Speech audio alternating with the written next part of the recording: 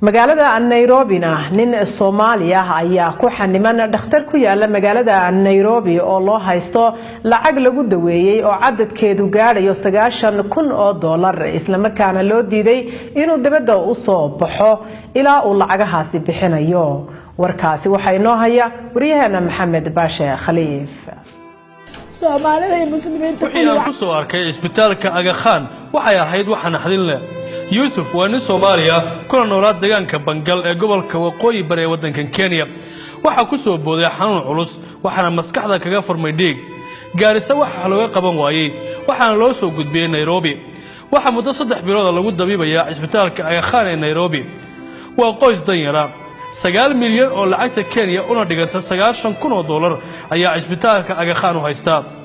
waxa uu ugu xaniman yahay isbitaalka in lacagtaasi la bixiyo. waxaana habeen kasta laga rabaa $300. dhaqaatiirta ayaa wali la tacaalaysa isagoo xanuunsan. TV-ga RTN ayaa booqday isbitaalka uu yaalo walow uu ku jiro qolka baxnaanada. waxa la socda xaaskiisa iyo inan yar oo dhalay oo habeenkii seexda banaanka isbitaalka. maamulka Aga Khan isbitaal ayaa u sheegay in loo baahan yahay in lacagtaasi si degdeg ah loo bixiyo haddii kala bukaanka ay u haysanayaan lacagtooda. xaaska Yusuf oo isbitaalka aan ku booqanay ayaa ka dalbatay ummadda Soomaaliyeed inay garab istaagaan oo caawiyaan saygeeda si looga saaro isbitaalka uu ku xaniban yahay. ani magacayga waxaa la yiraahdaa Fartuun Cabdi Saleebaan ama Soomaaliyeed oo muslimada ayaan ahay. waxaan ku noolahay deegaan Tana-River County la dhaho meel Bangal la yiraahdo Gaarisa u dhow ayaan ku noolahay. qof reer miyo iska xamaalataan ahay reer miyo xoolaha haysatana maahi. odaygaygan oo oday iska xamaalan jiro asagana ilmihiisa u xamaalan jiro xoog ku xoogsata ku noolka iska ahaa. oday maalmaha ka mid ah marka waxaa dhacday odaygii in sara jooga uu ka dhacay oo qablad suuqa dhexdiisa soo ilmihiisa u xamaalanay oo ku dhacay. dabadeetana muslimka iyo walaalkii meesha jooga ayaa u gurmaday oo dhakhtar Gaarisa ula cararay. dhakhtarka Gaarisa 2 week ayaan ku jirnay.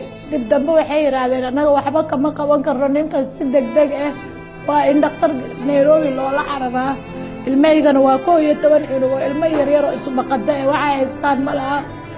marka meeshii baa ambulance Soomaalida iyo dadka muslimiinta meesha jooga ayaa lacag noo aruuriyay lacag 30 kun. ambulance 15 kun naga qaadatay. anaga 15 kale iyo biicadkii wixii ka dhiga siday noo soo wadaameen baa Nairobi soo galay maqriba. ma naqaano isbitaalkan Aga Khan markii dambe la sheegay in la yiraahdo ayaana la dhigay ambulance way naga laabatay. odaygan xaaladiisa critical ayuu ahaa. markiiba gurmad ayay ku sameeyeen ayagoo waxba weydiinin odayga qalitaan bay si degdeg ah u geeyeen.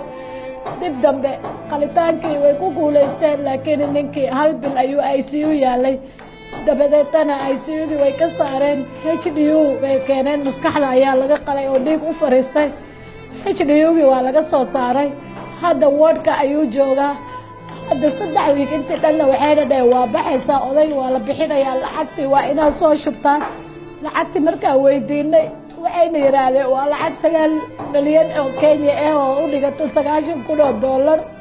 anagana ninka dadkiisa nin Soomaali waaye reer miyo xoolaha haysta ma aha. dad xoogooda ku nool tuulo iskaga nool ma iska korsadaan ahayn.